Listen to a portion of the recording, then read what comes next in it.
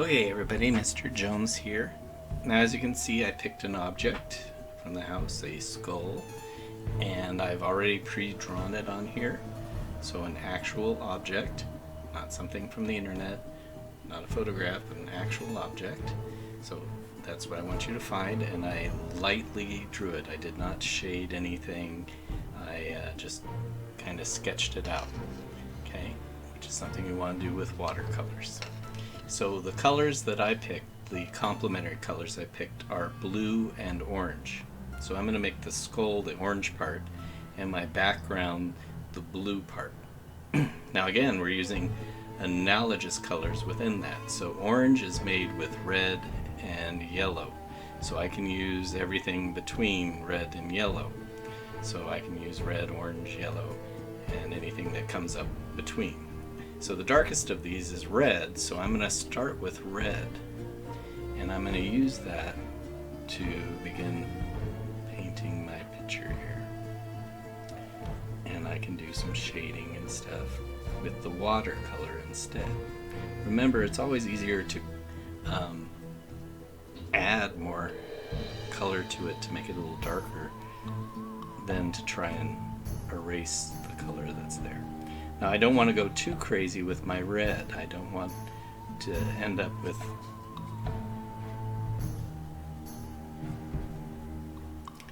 the red overtaking everything, because I want to leave some spots that are going to be the orange and the yellow orange.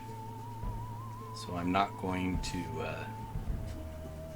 make everything red on here. So I want to make sure I leave spots where I know where I want to have some highlights. So I'm going to start with the red.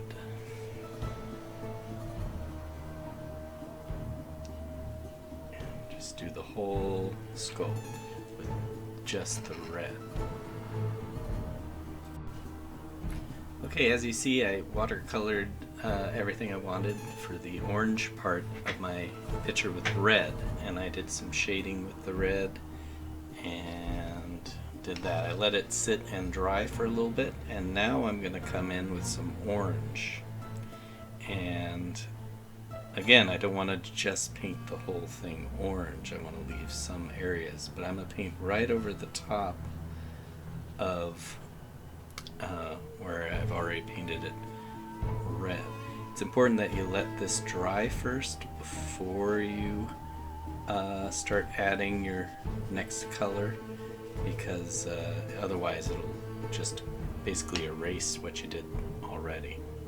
Okay, so watercolor is a system of building up the colors.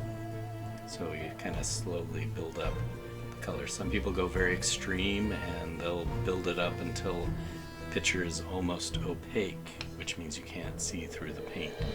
That's pretty extreme.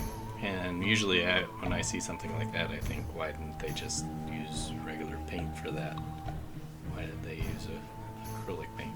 And I still want to leave some areas blank, because I'm still going to add yellow to this even after I've done the orange. But it's nice, since I already shaded with the red, I don't really have to do much shading with the orange. I just need to lay it over the top. And my shading is pretty much already there.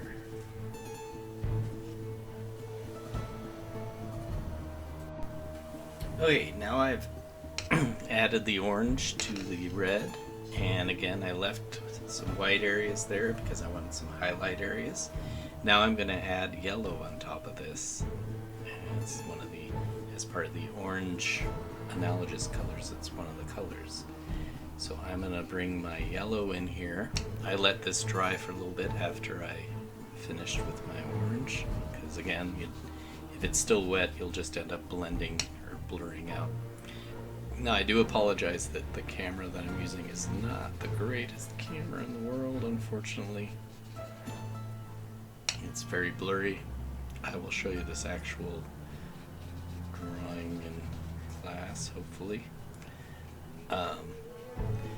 So this is the easiest part, really, because I'm just kind of going through and I'm making sure I don't have, you don't want to have any white paper showing, because white is not part of the analogous color scheme, so you don't want any white kind of showing on when you're finished with your picture.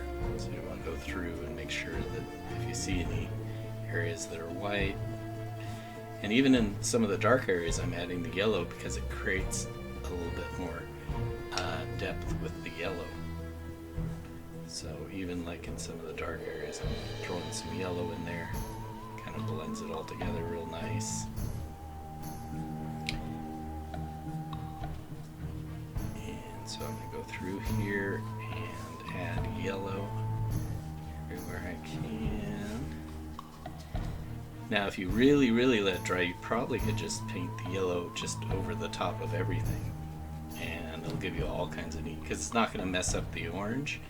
You might lose a little bit of the red, but it won't mess up your orange at all. It'll just make it a little bit more yellow orange. Okay.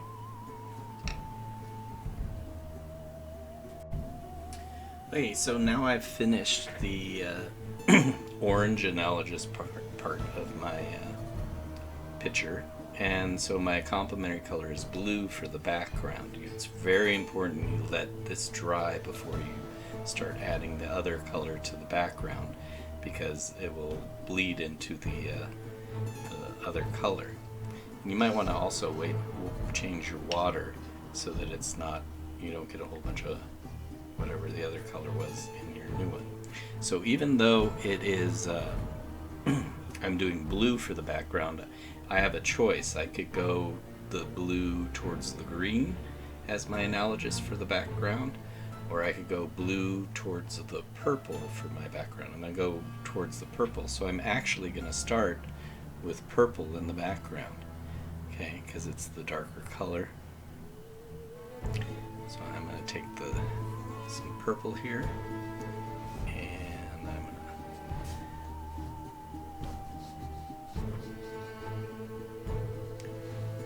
to, and don't be afraid to paint into the other color, okay? I see some people, they leave like this big white line around where they have the other color.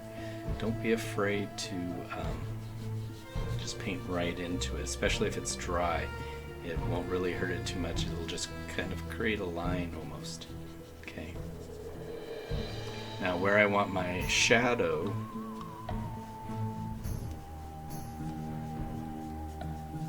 that's where I actually want it to be the darkest. So I'm going to get some good dark purple here. And what I like to do with watercolor is I put it too dark on there, so you see that this is kind of a little bit maybe too dark, okay? And then I get some water and I just kind of blend it out from there.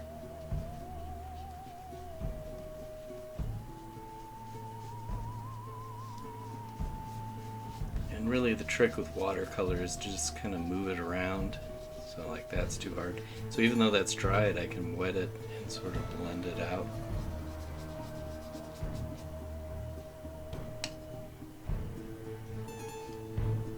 So I'm going to go through here and do all the, and I'm going to not paint everything purple. That's the thing here. I'm not going to paint the whole picture purple because I don't want it to be all purple.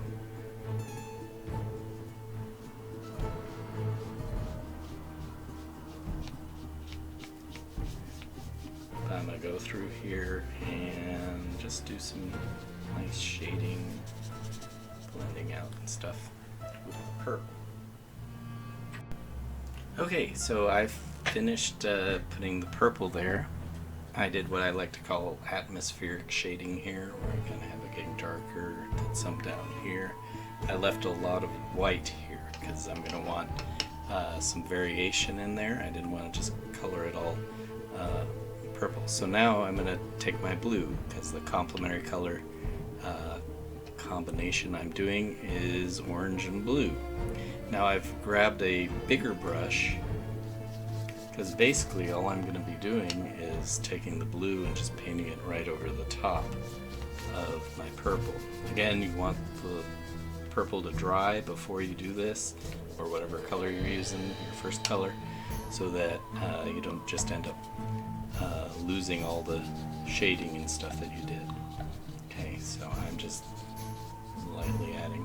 And again, I want to make sure that I don't have sections that are white paper showing through. I'll make sure that everything is at least a little bit of that blue in this background. And because I let my skull dry, I can paint right up close to it and it's not going to blend together. Okay. So I'm just going to go through this whole picture and add blue to it, right on top of the purple. And kind of make sure that there's not any white paper showing. So same thing down here. I come down here, add my blue here. And you can do some shading with your second color, so you can use the other color to kind of make some areas a little bit more dark if you want, to give it a little bit more dimension. I'm just going to paint this right on top of everything and cover up everything. Again, make sure that you don't have any white paper showing, because white is not part of the color scheme you're using. You're using, for me, I'm using orange and blue, so the background of mine is going to be all blue. The skull is all orange. Okay, I wanted to show you the finished painting. I did it kind of fast, but just to give you an idea of how it turned out. There you go. So I did the Complementary Colors orange and blue, and then I used the Analogous Colors to do the shading in it. So good luck on yours.